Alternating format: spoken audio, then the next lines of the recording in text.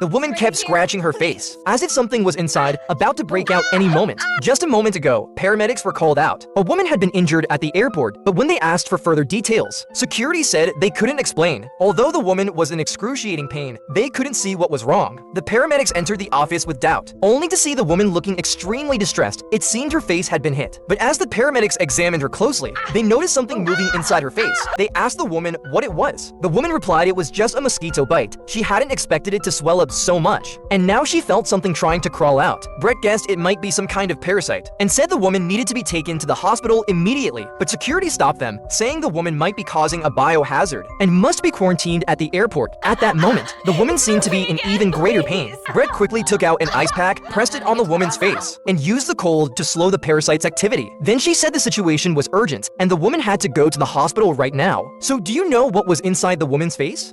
To make Halloween unforgettable, a man made a pumpkin head. He ended up with his head stuck inside. The firefighters barely held back their laughter as they rushed to help. The captain stepped up to test it, realizing the pumpkin was tightly wedged. He then instructed team to find some lube to try again. Buck brought the lube. Eddie applied it around the man's neck. The two tried pulling together, but it didn't work as well. The man shouted that his neck hurt. Chim suggested lifting it slightly to check the neck's condition. Then they noticed a rash on his neck, likely a bacterial infection or an allergy. Chim asked how long the pumpkin had been kept. The girl replied it had been over a month. Chim immediately understood. The inside of the pumpkin had probably rotted, breeding a large amount of bacteria. By now, the man's face might even be swollen like a pumpkin. At that moment, the man suddenly began coughing uncontrollably, then fell to the ground. Chim guessed he aspirated pumpkin guts. Now, his life was at risk, requiring emergency measures. Buck grabbed a buzzsaw and carefully began to cut. Everyone watched anxiously, fearing he might cut the man's head. In the end, Buck only sawed through the outer shell, successfully freeing the man. Chim immediately used a suction device to clear the pumpkin guts from his airway.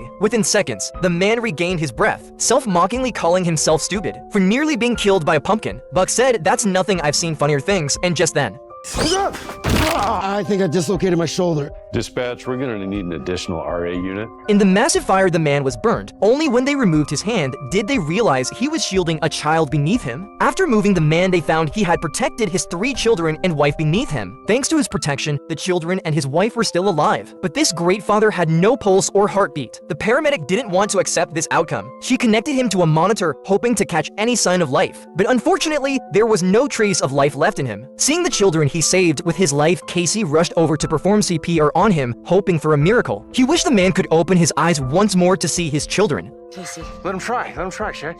Come on! Casey kept calling his name as if it could awaken him from his slumber. In the end, a teammate had to stop Casey's futile efforts and declared the man dead. All the firefighters' eyes turned red, but they had to accept reality. Back at the fire station, as Dawson was tidying up the ambulance, she found a charred doll. It seemed to be accidentally left behind by the children, so Casey decided to take the opportunity to return the doll and check on the man's family. But unexpectedly, the man's wife furiously blamed them for his death. How can you come here? If you'd gotten us out sooner, my children would still have a father. The firefighters were shocked and filled with sorrow. Later, the woman filed a lawsuit accusing them of wrongful death. When they heard about this, they were in disbelief. They hadn't expected to risk their lives in the fire, only to end up with this outcome. Soon the court day arrived. The firefighters donned formal suits, which they rarely wore. But upon seeing the woman's haggard face, their resentment faded. Casey described the rescue details as thoroughly as possible, but recalling the man's heroic actions, he broke down. Kelly took over, filling in the remaining details. At this moment, Casey calmed himself. I'm lucky enough to work with some of the best, bravest firefighters in the world. What your husband did, save his family, it was the bravest thing I've ever seen. The woman cried out loud. She withdrew her accusation and thanked the firefighters for their efforts. Now, without her husband's protection, she would have to be strong on her own in the future. The firefighters were just doing an inspection, but the man, due to panic, jumped directly from upstairs. Oh, it hurts!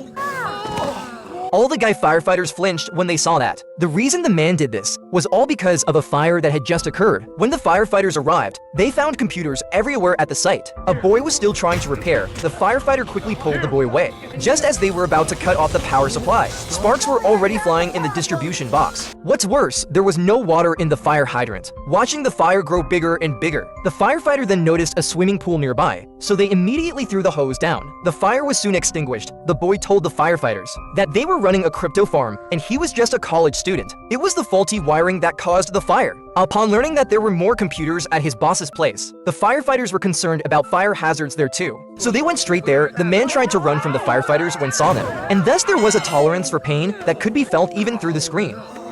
The man shouted for help, saying his daughter had chased after a kite and was lifted into the sky by it. Now she was clinging to a power line, at risk of falling at any moment. To make matters worse, the kite had touched a transformer box, sparking and crackling with electric fire. If the girl were hit by the current, the consequences would be very bad. The firefighters quickly set up a ladder. There was no time to waste in the rescue. The firefighters soon reached the girl's side, but they couldn't directly pull her to safety. The power line she held was live, and any physical contact would complete a circuit, putting everyone in danger. The only solution was to loop a rope around her leg and have her release her grip. Meanwhile, her parents anxiously shouted below, demanding the firefighters act faster. The firefighters continued carefully, ensuring the rope didn't touch the girl. Soon one leg was secured. Suddenly, the transformer box emitted another loud spark, making everyone tense up. Fortunately, nothing went wrong. The safety rope was securely fastened. Stella told the girl to release her grip after a count of 3, but the girl, terrified, saw the transformer sparking nearby. Stella, sensing the urgency, encouraged her to trust her and bravely follow instructions. As Stella counted 1 to 3, the girl instinctively let go, falling safely into the firefighters' arms. The rescue was a success and the girl landed safely.